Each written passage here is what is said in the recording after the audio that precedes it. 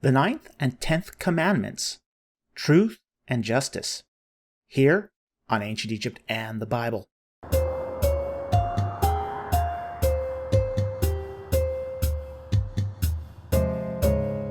Today we are going to discuss the Ninth and Tenth Commandments. And these are very, very interesting commandments because they're not quite like the others, as we will see. So let's get into this and talk about, first of all, the Ninth Commandment from Exodus 20, verse 16. You shall not bear false witness against your neighbor. Like other commandments, this commandment had an original focus that's going to be later expanded upon.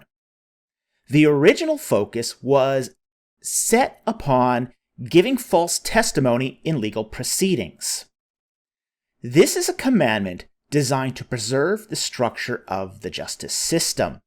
In ancient Egypt, with judicial proceedings, lying was rife. False testimony had no consequences, and people lied habitually. We can see this in, say, the tomb robbery papyri, where all the people who are called to give testimony are just lying. Oh, it was my brother's stuff. I was just holding it for safekeeping. Oh, I was just going along with my brother just to make sure he didn't get into trouble. Oh, that's not my bronze lying there. So, in Egyptian legal proceedings, lying was almost expected. And without penalty for perjury, the justice system in ancient Egypt often devolved into how the magistrate or priest felt about a matter, because he wasn't getting the truth out of people, at least not without a good beating. So, this demand for truthfulness with the Ninth Commandment put an element of objectivity into the system so that judges could then evaluate the matter, at least on the basis that everyone is at least supposed to be telling the truth in a matter, and not with the eyes of saying, well, is everyone lying to me? However, like other commands, this particular command has implications that expand well beyond their original focus. And from legal testimony, this command expands into other sorts of false witness. Lying, slander, idle or empty talk, even casual gossip against another person. So, it's a command that prohibits the rubbishing of another person's reputation. Now, this is not the same as saying telling the truth about somebody for the purposes of edification. This is not talking about this. This is talking about false witness, lying witness, untrue witness. So it's really focused on, this commandment really has a focus on true versus false witness or claims. Much of the reason for this is Yahweh is intently focused on truth. It's part of his nature. In Isaiah 65:16, Yahweh is called the God of truth. In John 4:24, we're told to worship, in order to worship God, one had to do so in spirit and truth. So if you lie on behalf of God, that's not worshiping God. That's bearing false witness. Romans 1:18 says, "For the wrath of God is revealed from heaven against all ungodliness and unrighteousness of men who suppress the truth in unrighteousness." Suppressing the truth, it is an affront to the very nature of God himself. God tells the truth. God is truth. It is part of his essence for him to tell true things. So, truth is essential characteristic of God himself. And this is why God hates lies and falsehood so much. God hates lying lips. Truth is a serious deal. And unfortunately, white lies are also wrong. They're also a matter of false witness and sin and untruth. And I'm seeing a lot of well-intentioned lies being passed around inside the church. Oh, let's make up the evidence to support the Bible to get people saved, and eventually the real truth will come along. No, this is insanity and it has to stop. These things are lies.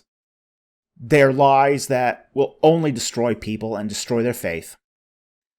And breaking this commandment has real consequences in people's lives. So that's our coverage of the Ninth Commandment. Now let's move on to the 10th Commandment, which comes to us from Exodus 20:17. You shall not covet your neighbor's house. You shall not covet your neighbor's wife, or his male servant, or his female servant, or his ox, or his donkey, or anything that belongs to your neighbor. Okay, the word for covet here means to lust after. It is the breeding of discontent that easily leads to abuse or crime. It is the sin of wanting what someone else has, so that you take actions against the person on that basis. Let's kind of give you an example. Let's say you want your boss's job, so you undermine your boss by slandering his reputation with his boss. That is an example of breaking the 10th Commandment. Now, violating the 10th Commandment is a gateway to break other commandments. And this last example, we see how breaking the 10th Commandment has also led to breaking the 9th Commandment. You want your boss's job, therefore you provide false witness or slander against them. Just lusting after what another person has is enough to violate this commandment. Whether it be how many subs a YouTuber has so you besmirch his reputation, or whether it's wanting your neighbor's car, or his wife, or doesn't matter. Doesn't matter. Whatever your neighbor has is his. Whatever you have is yours. Okay?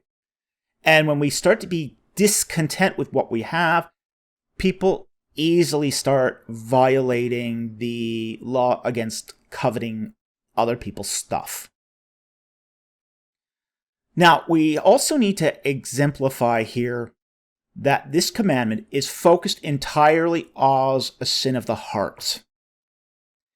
Breaking this commandment has no regulation or policing and carries with it no punishments in the Bible. It is an offense between you and God, even if what you covet is focused against your neighbor. And this is because all sin is not just against one's neighbor, but it involves God himself, per Exodus 22, verses 21 to 27. This all goes to say that fulfilling the 10 Commandments is hard. The purpose of the 10 Commandments is to expose sin in our lives. Even if you think you can do every outward deed morally perfect, there are still the sins of the heart and mind. That is an impossible standard for human beings to obtain.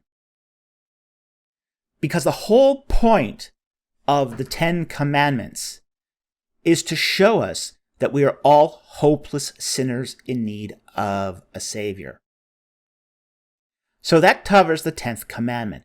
Now, I want to touch on one other thing in the 10 Commandments, which is the epilogue in Exodus 20, verses 18 to 19, because it's often overlooked but very, very interesting. And the text reads, "And all the people perceived the thunder and lightning flashes and the sound of the trumpet and the mountain smoking. And when the people saw it, they trembled and stood at a distance. Then they said to Moses, 'Speak to us yourself, and we will listen.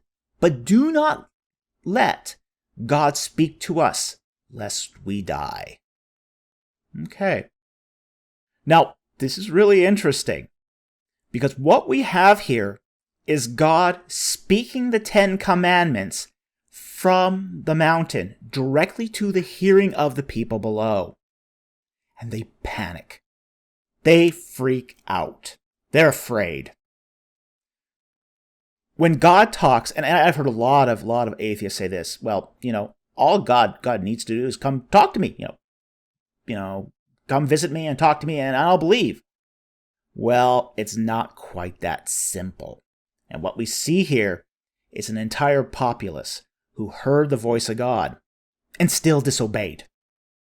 They're frightened. They're afraid. They cower. They reject it in their minds. Theologians sometimes call this the trauma of holiness. It's when God speaks to you directly, your mind cannot handle it. You cannot handle a one-to-one engagement with holiness of that kind without there being consequences.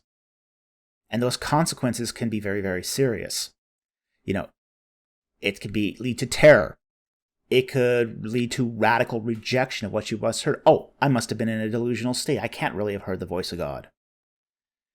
It can lead to, say, yeah, I think I heard what I heard, but, what does that mean to me? So, just because people hear the voice of God doesn't mean they're going to obey. It doesn't mean they're going to believe. It doesn't mean anything other than you are going to be at least afraid.